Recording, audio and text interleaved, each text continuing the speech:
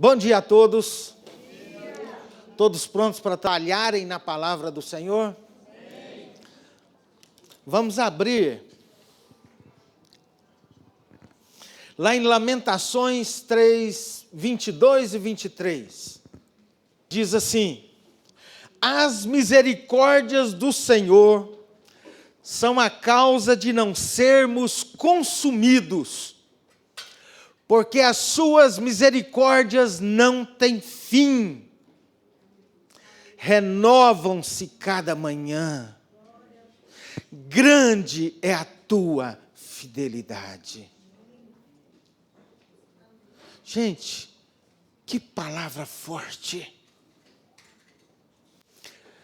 Não tem fim. As misericórdias do Senhor não têm fim.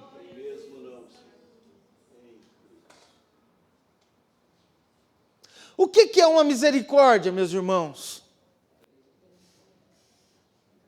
É você receber, não receber aquilo que merece. Misericórdia é isso. É não receber aquilo que você merece. Misericórdia fala um pouco sobre os nossos erros, as nossas más condutas, os nossos caídos, nossos pecados. E graça é receber aquilo que a gente não merece.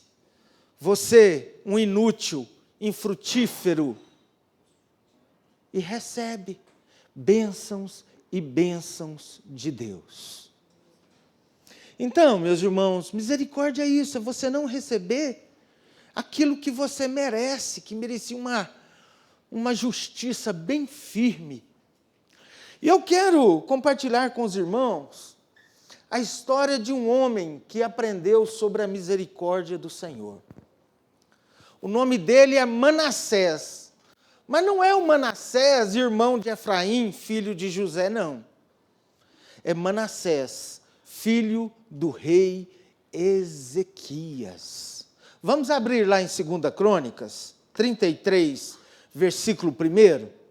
Todos já ouviram falar do rei Ezequias, um homem que fez tudo o que agradava a Deus, um homem que ganhou mais tempo de vida depois de pedir ao Senhor. Era um homem íntegro, um rei íntegro. E ele teve um filho. E a história dele começa assim: Manassés tinha 12 anos de idade quando começou a reinar. Reinou 55 anos em Jerusalém. Versículo 2.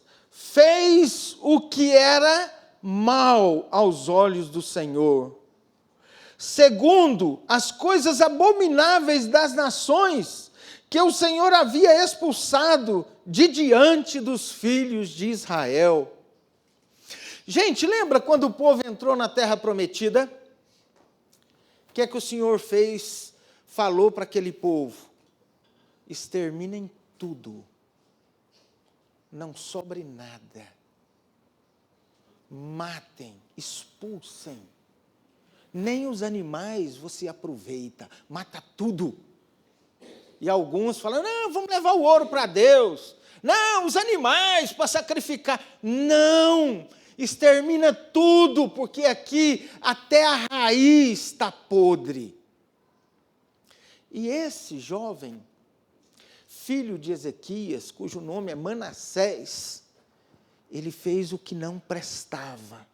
Tudo que as nações pagãs faziam, disse que ele fez.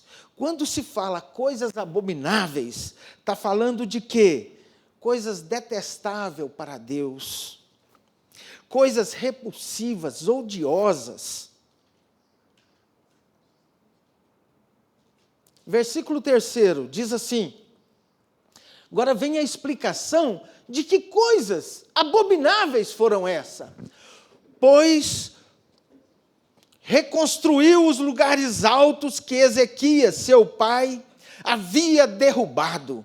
levantou altares aos Balaíns, fez postes da deusa Azerá, prostou-se diante de todo o exército dos céus e o serviu. As nações tinham muitos deuses. E Ezequias, quando se tornou rei, mandou derrubar tudo, acabar com toda a idolatria que tinha em Israel. E chega o filho dele, reconstrói tudo de novo. Quando fala que fazia altares aos Balaíns, sabe o que significa Balaim, gente? Baal, muitos Baals, é o plural de Baal. E a gente sabe que Baal é quem? É o demônio. É um falso Deus. É o demônio escondido na capa de um falso Deus, na realidade. E um dos nomes de Baal é Beuzebu, né, gente? Que é a variação de Baal Zebub. Baal Zebub. Que é Baal Zebu. Beuzebu. Que era o Deus da chuva, da tempestade, da fertilidade. O culto envolvia festas de colheita, festas regadas a vinho, a prostituição. Você sabia que tinha alguns deuses antigamente que para você prestar culto a ele, você tinha que deitar com uma prostituta? Uai. Tinha lugares que tinham mais de 300 prostitutas. Para quê? Para honrar a deusa Diana. Essa de 300 eu lembro era do tempo da Diana. Então, era isso. E sacrifícios de sangue. Gente, sacrifício de sangue era muito comum na época do passado. E Manassés quis trazer esses ídolos de novo, esses deuses de novo para dentro de Jerusalém e aborrecer ao Senhor. Tá bom ou querem mais? Já tá bom, né? Não, ixi, misericórdia. É a mesma coisa de eu estar aqui na casa do Senhor, aqui em Jerusalém, e falar para vocês, não, Deus não é o único Deus, não. Nós temos o Deus Baal, que é o Deus da prosperidade. Isso já é um escândalo. Isso já é uma coisa terrível. Mas vamos ver o que mais ele fez. 4. Edificou altares na casa do Senhor, no templo. Lembra o templo que Davi queria construir, Deus não deixou e permitiu que Salomão construísse? Sabe o que Manassés fez? Construiu altares a outros deuses dentro do templo. Da casa do Senhor, o templo, que o Senhor tinha dito, em Jerusalém, porei o meu nome para sempre. Também edificou altares a todo o exército dos céus, nos 2 átrios, no externo e no interno. Da casa do Senhor, altares a todo exército do céu, a Júpiter, a Saturno, a Mercúrio, a Plutão, na casa do Senhor. Vocês acham que vamos pensar no zelo do Senhor do Antigo Testamento? Que só encostar na arca, 2 já foram fulminados, vocês imaginam isso? O que vocês acham? Isso agradou ou aborreceu a Deus? Gente, a gente tem que se colocar no contexto. Lá dentro do Santo dos Santos, como é que era? O sumo sacerdote entrava uma vez no ano, amarrado com uma corda, porque qualquer pecadinho dele, puf, tinha que puxar ele lá pela corda, porque quem entrasse lá para tirar ele morria também. Deus era zeloso com a lei dele no Velho Testamento.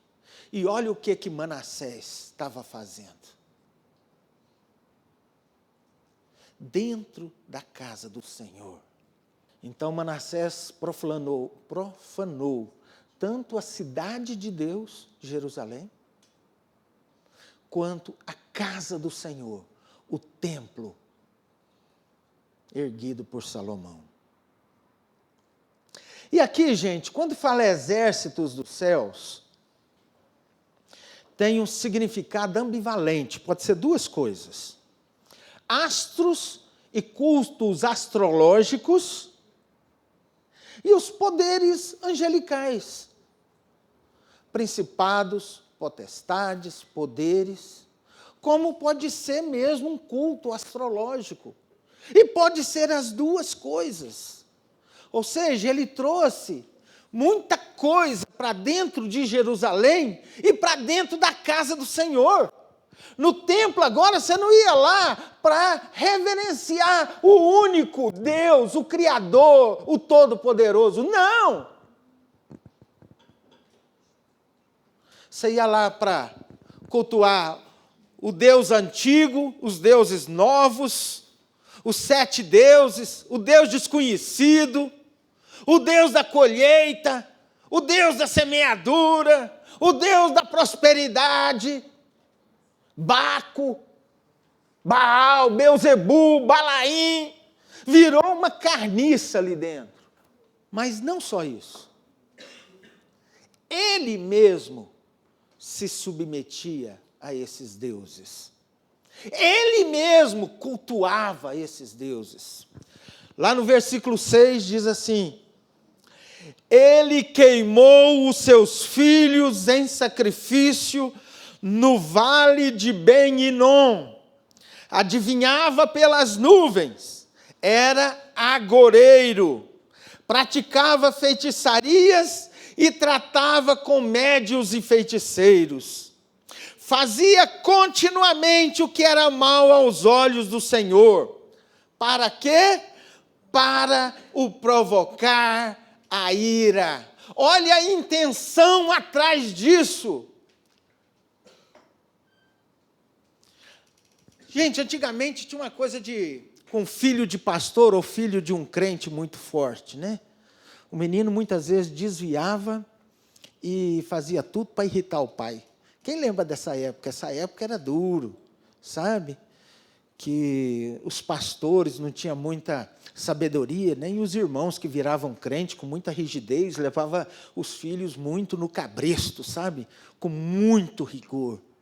E os filhos normalmente se desviavam, e tudo que falava de igreja não queria nem saber, sabe? Fazia as coisas só para irritar o pai. Eu acho que Manassés estava com esse sentimento, sabe? Porque o pai dele era muito certinho, um homem que era reto aos olhos do Senhor. E ele parece que queria fazer tudo o contrário. Eu quero irritar esse Deus do meu pai. Meu pai era certinho demais. Também pôs imagens de escultura do ídolo que tinha feito na casa de Deus, a respeito da qual Deus tinha dito a Davi e a seu filho Salomão: nesse templo e em Jerusalém, que escolhi de todas as tribos de Israel, porém meu nome para sempre. Ou seja, ele não estava fazendo ali só porque Jerusalém era a capital do reino, mas é porque aquilo ali significava Deus. Ali era a cidade de Deus e a casa de Deus. Então ele queria desonrar o nome de Deus. Ele queria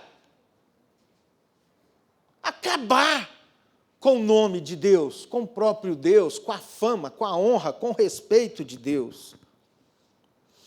E não removerei mais meu pé de Israel, da terra que destinei aos seus pais, desde que eles tenham o cuidado de fazer tudo o que lhes tenho mandado, conforme toda a lei, os estatutos e os juízos dados por meio de Moisés. Então aqui ainda é Deus falando sobre a cidade de Jerusalém e sobre o templo, que ali seria o nome dele. Seria exaltado através de Jerusalém e através do templo.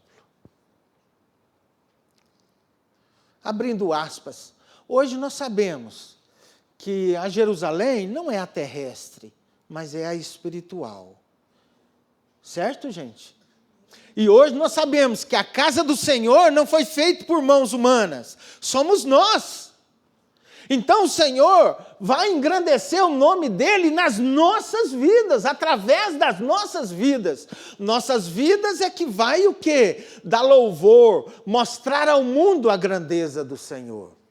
Deixa eu ver aqui, quem tem filho pequeno aqui, pequenininho. Tá bom, vamos pegar ali a Lalá, a Isadora. Olha o que ele fez. Queimou os filhos como sacrifício a Baal, a Beuzebu. Pensa você, matando a Lalá e oferecendo ela para o caramunhão.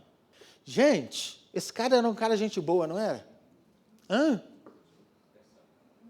Peça rara, raríssima. E por que ele fez isso? Lá fala.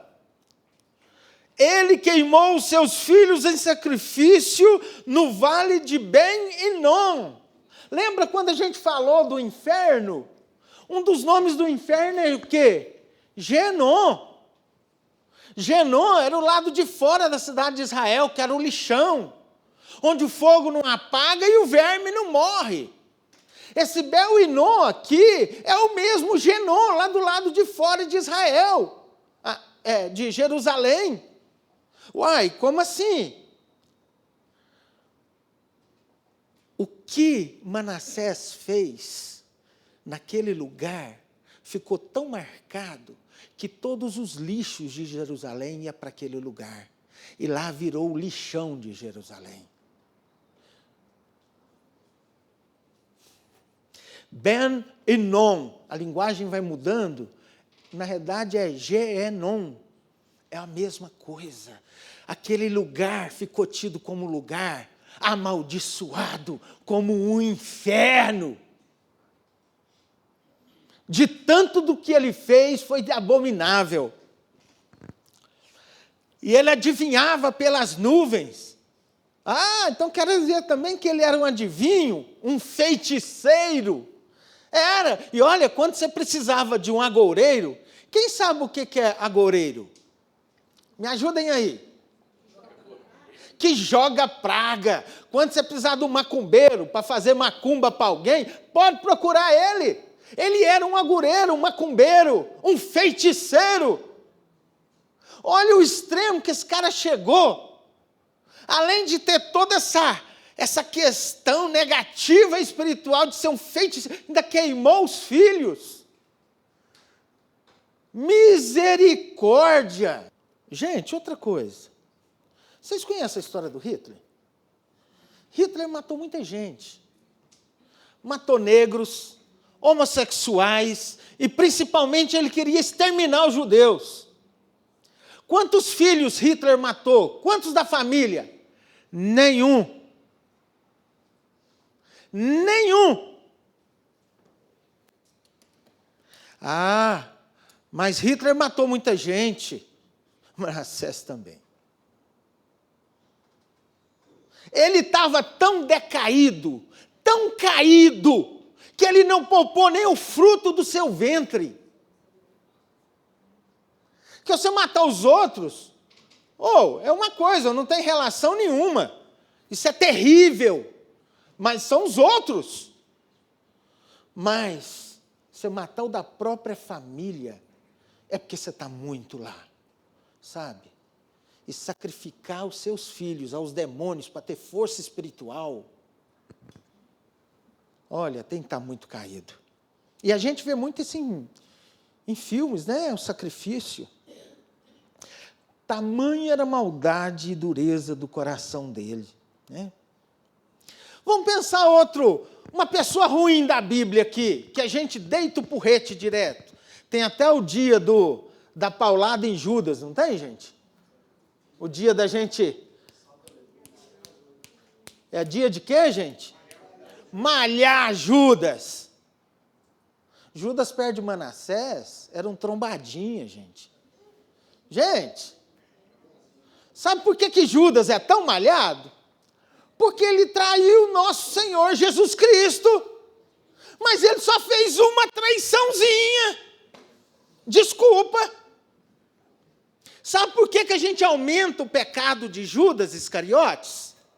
Porque é Jesus que ele traiu. E também porque a gente, às vezes, pega uma teologia infundada da nossa cabeça. Opa, como assim? Sim. A gente pega umas tradições do catolicismo que não desce, às vezes, e a gente vai sem falar no assunto. E o que Jesus falou das crianças? Deixai vir a mim, não embaraceis. Tudo que você fizer com esse pequenininho estará fazendo a quem? A mim. A mim. Então, quando você maltrata um pobre, um desvalido, um doente, um miserável, uma pessoa de rua, um bêbado, um nóia, um drogado, você sabe com quem você está fazendo? Com o próprio Jesus. Isso é teologia verdadeira. Não é porque Judas traiu a Jesus que nós, quando maltratamos um pedinte na rua, nós estamos fazendo diferente de Judas, não. Teologias infundadas, que a gente carrega de tradição. Ah, se a gente aprendesse isso e amadurecesse nisso, sabe? Sabe quando você briga com um garçom lá no bar? Por mais que ele esteja errado, é um pequenininho. Gente, pequenininho não significa só criança, não. Significa humilde, pobre, analfabeto, sem posição social. Sabe, quando liga que eu faço, já fiz demais. Vou tirar até o faço, porque agora eu estou tendo muito controle. Telemarketing, TIM, Olho, Sky. Você acaba de ganhar uma promoção.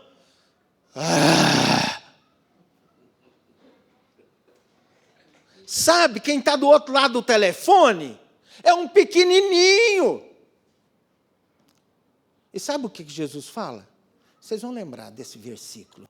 É melhor lhe fora amarrar uma pedra no pescoço e atirar-se ao mar, quando você faz mal a um desses pequenininhos.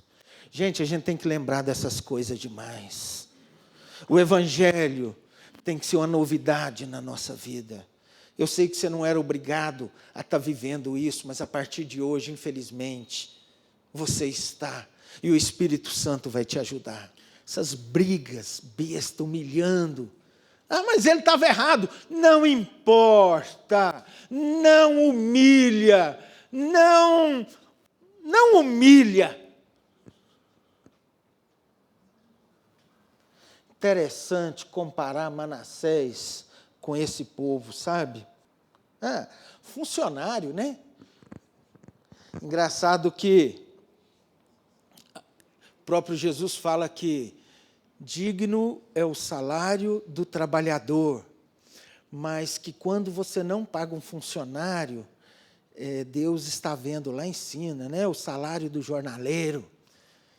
E, gente, se você tem uma empresa, seja pequena, um funcionário, seja o primeiro a receber o salário.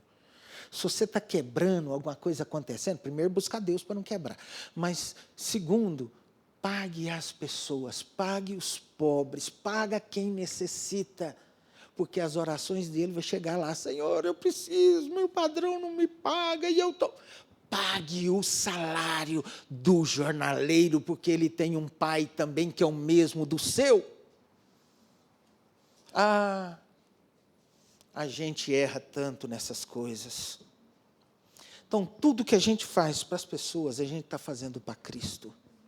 Para quem está anotando aí, é Mateus 25:40, que fala: em verdade vos afirmo que sempre o que fizestes a um desses pequeninos irmãos, a mim o fizestes.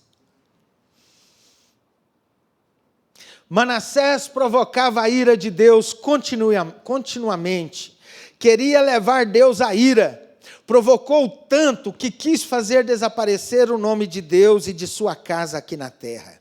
Versículo 9 de 2 Coríntios 33, diz assim: Manassés de tal modo levou o povo de Judá e os moradores de Jerusalém a andarem errantes, que fizeram pior do que as nações, que o Senhor tinha destruído de diante dos filhos de Israel. No começo falou que ele fez pior do que as nações. E agora está falando que ele, como rei, ele levou a Israel a fazer pior do que as nações. Influência para o mal. Levou um montão de gente para o suicídio espiritual. Lembra aquele povo dos Estados Unidos que suicidaram para ir para o rabo do cometa? Mesma coisa. Mesma coisa. Levou muita gente a pecar, a desviar do caminho do Senhor. Versículo 10 e 11. O Senhor falou a Manassés, e ao seu povo, porém, não lhe deram ouvidos. Por isso o Senhor trouxe sobre eles os comandantes do exército do rei da Síria, que prenderam Manassés com ganchos, amarraram-no com correntes e o levaram para Babilônia. Lembra do povo de Nínive? Que era uma cidade terrível. E Deus mandou Jonas ir lá e falar da palavra. E o povo ouviu? Ouviu. E se arrependeram? Sim. E Deus castigou eles? Não. Manassés e Jerusalém e Israel ouviu? Escutou, mas não ouviu. O Senhor falou com Manassés, mas ele não deu importância para a palavra de Deus. E como diz lá em Apocalipse 3,19, diz: eu repreendo e disciplino a quantos amo. Sê, pois, zeloso e arrepende-te.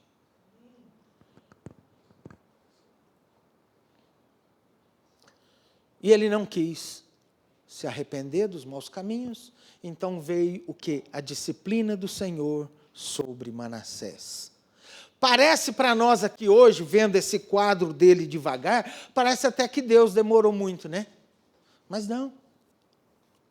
Deus tem o tempo certo dele para todas as coisas. Em 2 Coríntios 7,10 diz o seguinte: porque a tristeza segundo o mundo produz arrependimento para a salvação, que a ninguém traz pesar, mas a tristeza do mundo produz morte. Deus disciplinou ele jogando ele dentro de uma masmorra e pregado em ferros. Foi de Jerusalém a Babilônia, bem provavelmente. Amarrado. Depois de uns diazinhos lá no frio, com fome, aí ele começou a pensar na vida dele. Aí, voltou a si. Aí caiu a ficha. Eu fico pensando, se Ezequias estivesse vivo, será que ele ia comparar Manassés ao filho pródigo? Gente, filho pródigo é um ingênuo na maternidade perto de Manassés. O que ele fez? Esbanjou, caiu na noitada, aproveitou o mundo. Quem é o filho pródigo perto de Manassés? Não é ninguém, gente. Fico pensando nisso, o rei, né? Se Ezequias estivesse vivo, hein? Que decepção, que tristeza no coração. Mas Deus nos disciplina para a gente ficar triste e pensar na nossa vida. Foi o que Deus fez com Manassés. Pelo bem que eu tenho a Davi, pela minha aliança com meu servo Davi. Sem dizer depois com Salomão, com Ezequias e por aí vai. As misericórdias do Senhor vai de geração em geração. Por isso que a nossa postura com Deus vai refletir nos nossos filhos, netos, bisnetos. Ah, mas Deus foi demorado com Manassés. Eu acho que Deus às vezes é um pouco doido, sabe? Coisa que a gente não entende. Deus tem umas loucuras igual essa tal de fé, igual essa tal de misericórdia, igual essa tal de graça. Coisa que para nós isso é loucura. Mas Deus só parece doido, viu, gente? Doidos somos nós, os letrados, os que acham que tudo tem que ser do jeito que a gente acha. Não, Deus é maravilhoso.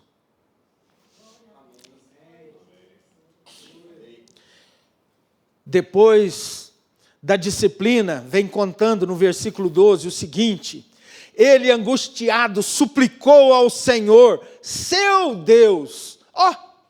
Já mudou. E muito se humilhou diante de Deus de seus pais. Gente, se eu não tivesse lido isso aqui que se humilhou, esse homem era de Deus ou era do inferno? Do diabo. Do diabo. E olha aqui. Ele, angustiado, suplicou ao Senhor seu Deus e muito se humilhou. Arrependimento. E o Senhor se tornou, orou ao Senhor, e o Senhor se tornou favorável para com ele. Atendeu-lhe a súplica e fez voltar para Jerusalém. E o fez voltar para Jerusalém, ao seu reino. Então Manassés reconheceu que Jeová é Deus, que o Senhor é Deus.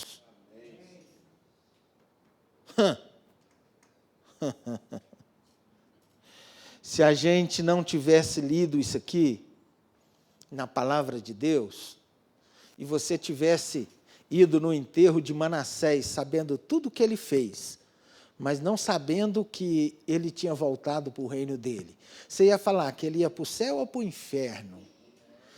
Ele ia para o inferno com honras, né, gente? Então, cuidado, você que vê uma pessoa que fez muita coisa ruim morrer, e você no seu coração pensar assim: esse vai para o inferno. Você não sabe o que aconteceu entre ele e Deus. Quem é você? Fui no enterro de um amigo meu alguns anos atrás. Ele era um pastor e depois ele se desviou, começou a beber, foi atropelado e morreu. E no enterro dele estavam os antigos amigos crentes, a maioria pensando assim: morreu desviado do Senhor, vai para o inferno. Para disso, para com isso. Isso é coisa de fariseu. A gente não conhece a misericórdia nem a bondade de Deus. A gente não conhece a vida dele com Deus. Talvez até na bebida ele estava bebendo e pensando: Senhor, eu não quero beber, Senhor, eu não quero beber. E estava bebendo. Nós somos rápidos em julgar e bater o martelo. Nós somos. Nós somos. Querem ver uma coisa? Tem alguns personagens bíblicos que a gente ama e perdoa tudo que eles fizeram. Como assim? Quer ver uma coisa? Quem foi Davi? O homem? É aquele que adulterou com Betseba, que mandou matar o marido dela. Mas a gente ama Davi. Ama Davi. Judas só traiu Jesus. Querem ver outra coisa? Paulo. Gente, o bichinho ruim da gota. E atrás do novo caminho, da seita do Galileu, matava, entrava dentro da casa deles, tirava e matava. Apedrejava, açoitava e matava. Depois virou o nosso queridinho. Tem pessoas que a gente perdoa, por mais que tenham feito mal. Outros, adulterou, acabou. Acabou. Gente, então, por exemplo, Manassés quer vir fazer parte aqui do grão de Taguatinga. Como é que nós vamos receber Manassés antes da sua conversão? Nem recebe. E depois da sua conversão? Com os 2 pés atrás. Porque um pé atrás você está pronto para correr, né? Para trás, né? Mas os 2 pés para trás. Opa, quer conversa com esse homem, não. Então, gente, nós precisamos, primeiro, parar de julgar os outros. Achar que nós somos o juiz espiritual da vida deles. Ah, mas ele adulterou. Para quem não sabe, eu também adulterei. E se vocês estão aqui, é porque vocês não têm tanta aversão à minha pessoa. Mas a outros vocês podem ter. Pare de julgar os outros. E outra coisa. Quem aqui nunca errou, levanta a mão. E eu quero ajoelhar no seu pé agora.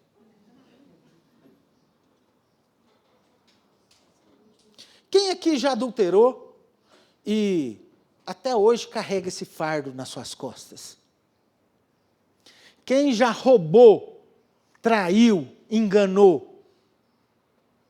Você tem solução. Para de carregar fardo.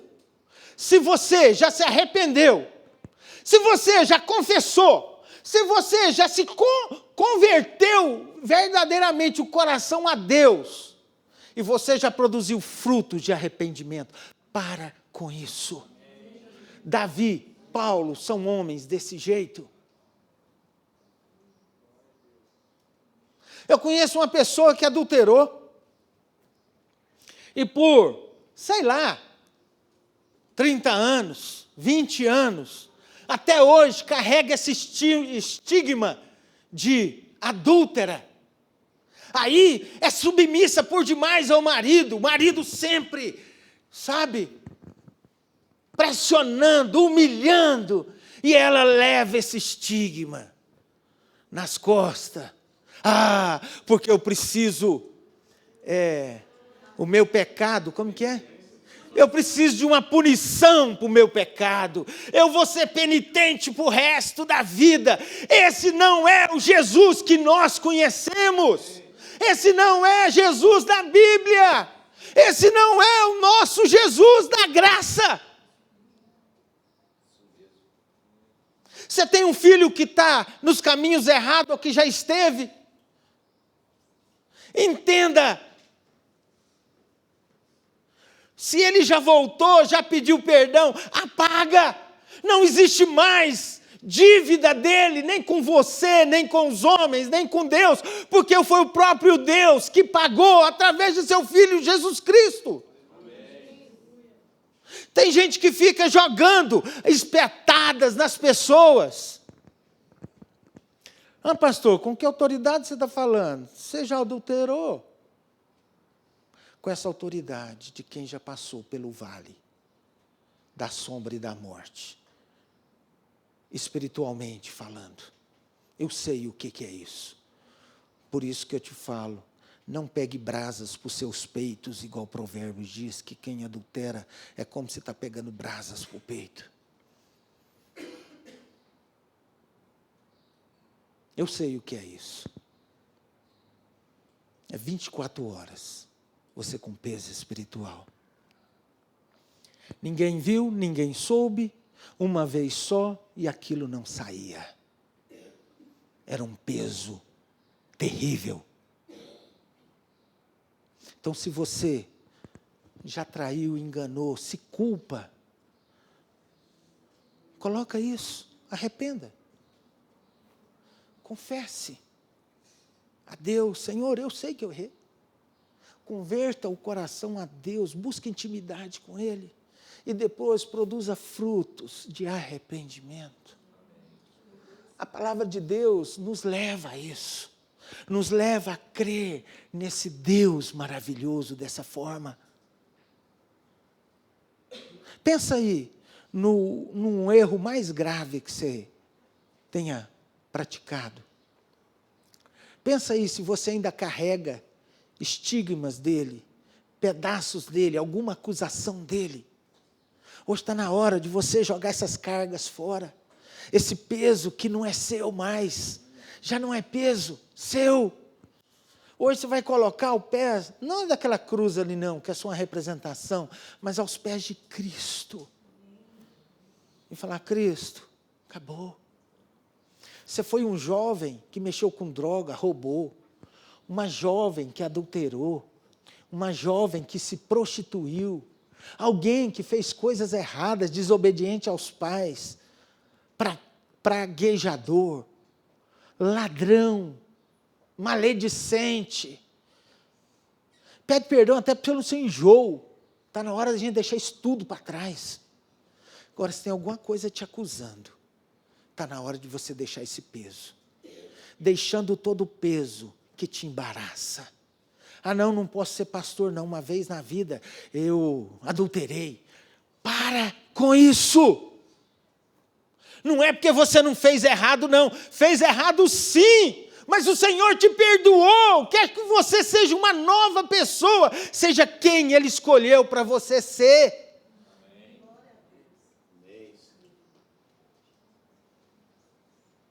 E eu quero que você fique com isso no seu coração. Eu vou terminar nossa leitura. Em Atos 3,19 diz assim: arrependei-vos, pois, e convertei-vos para serem cancelados os vossos pecados. Em Efésios 2, de 4 a 6, diz assim: mas Deus, sendo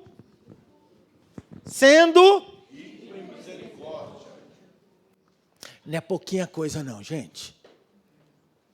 Não é pouca misericórdia que Deus tem. Deus tem muita misericórdia para nos dar. Por causa do grande amor que nos amou, e estando nós mortos nas nossas transgressões, não é porque você é santinho, nos deu vida juntamente com Cristo, pela graça sois salvos. E juntamente com Ele nos ressuscitou. Aqui está o ponto. Você não está morto mais no seu adultério, na sua mentira, no seu roubo, não.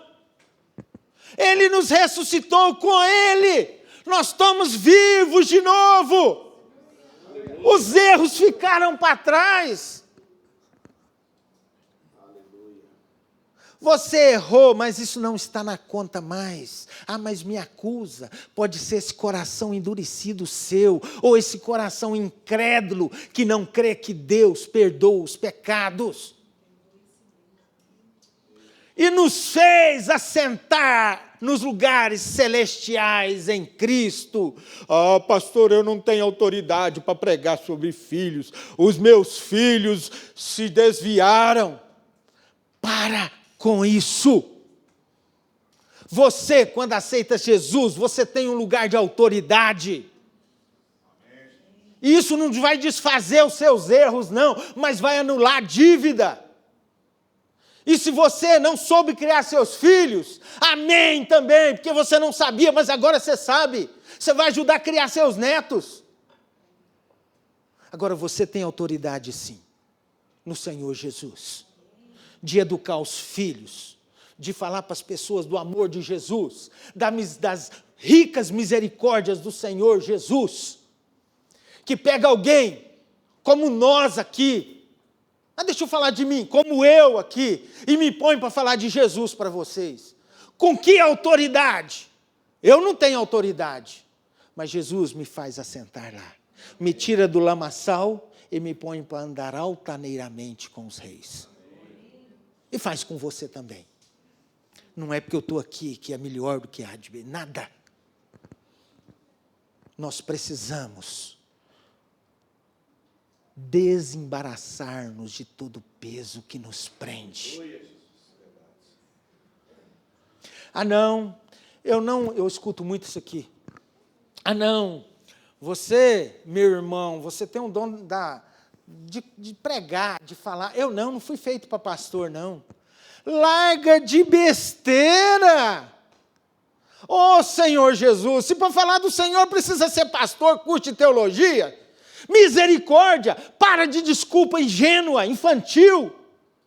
Se posicione em Cristo. Converta seu coração para saber da coisa mais importante do mundo. A sua salvação e o reino de Deus. Pensa em mim para você ver. Narciso, eu quero te dar 1 milhão para você passar essa noite acordado comigo trabalhando. Beleza? R$1 milhão. Fechado. Fala isso sobre passar uma noite em jejum e oração para vocês verem. Amém? Mas a maioria, não. É porque a gente pensa nesse mundo, não é porque a gente não ama Jesus, não. É porque a gente está pensando no aqui e agora e não pensa no depois, na nossa salvação, na vida eterna. A gente inverteu os valores. Nós invertemos os valores. A gente não dá moral mais para as coisas de Deus, para o reino de Deus, para a vida eterna. Não. Para quê? Eu me posicionar em Deus? Sei lá o que é isso. Sim, eu quero te chamar, meu irmão. Se posiciona essa manhã. Deus está falando com você aí, com cada um aqui dentro. Se você está enrolando, eu quero aposentar para servir a Jesus. Larga de besteira. Desculpa o palavreado. Para de criancice. Se posiciona logo. Mas agora é minha época de mais produzir no trabalho, de eu fazer meu pé de meia, comprar minha casinha. Para com isso! Se posiciona no Senhor Jesus, essas coisas vão se seguir na sua vida. Enquanto você cuida do reino de Deus, Ele cuida de você e da sua geração.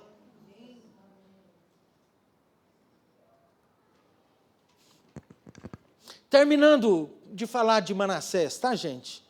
De 14 a 20, agora nós vamos fazer uma leitura grande, eu só quero que você preste atenção qual que foi a sorte desse homem, o futuro desse homem. Depois disso, Manassés construiu a muralha de fora, estava reerguendo Jerusalém, da cidade de Davi, a oeste de Guion, no vale e a entrada dos portões dos peixes, abrangendo Ofel. Ele fez uma muralha bem alta. Também pôs chefes militares em todas as cidades fortificadas de Judá. Tirou da casa do Senhor os deuses estranhos e o ídolo, bem como todos os altares que havia construído no monte da casa do Senhor e em Jerusalém, e os lançou fora da cidade. Restaurou o altar do Senhor, sacrificou sobre ele ofertas pacíficas e de ações de graça, e ordenou a Judá que servisse ao Senhor, Deus de Israel. Ele não tinha desviado o povo? Agora ele vem e fala, Israel, é para todo mundo adorar Deus e só Deus. Isso significa o quê? Frutos de arrependimento. Porém o povo ainda sacrificava nos lugares altos, mas somente ao Senhor, seu Deus.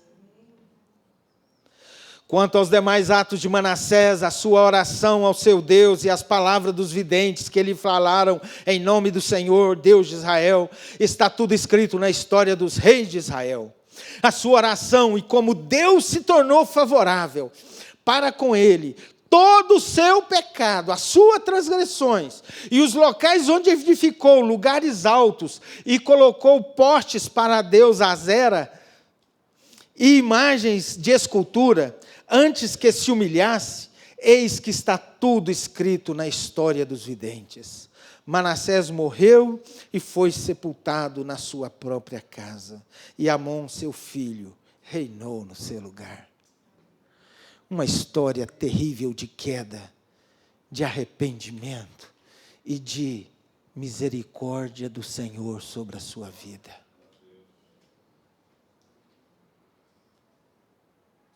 O seu filho, Amon, tomou seu lugar. Vamos ler do 21 ao 25, só para a gente ficar bom de história. Amon tinha 22 anos de idade, quando começou a reinar, e reinou 2 anos em Jerusalém. 2 anos.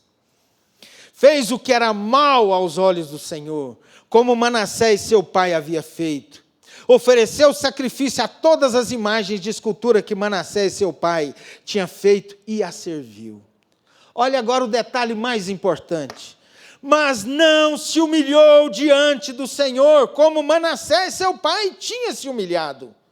Pelo contrário, Amon se tornou mais e mais culpável. Um abismo não puxa o outro, gente?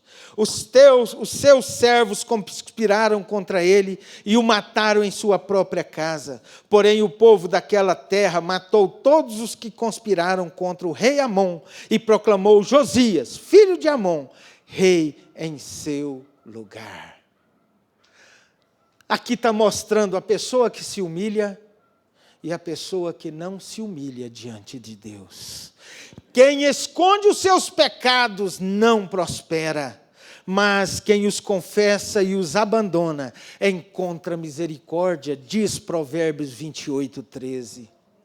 Em 1 João 1:9 diz assim: se confessarmos os nossos pecados, Ele é e justo para perdoar os nossos pecados e nos purificar de toda. E aquilo que eu disse antes, em Lucas 1:50, diz o seguinte: a sua misericórdia estende-se aos que o temem, de geração em geração. Amém. Quero te chamar a pensar sobre a sua vida. Vamos ficar em pé? E aí, você tem usado seus pecados do passado para fugir de Deus? Para fugir da obra do Senhor?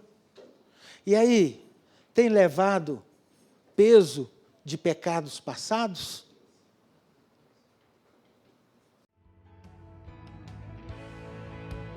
Anjos te louvam, os anciãos se prostram.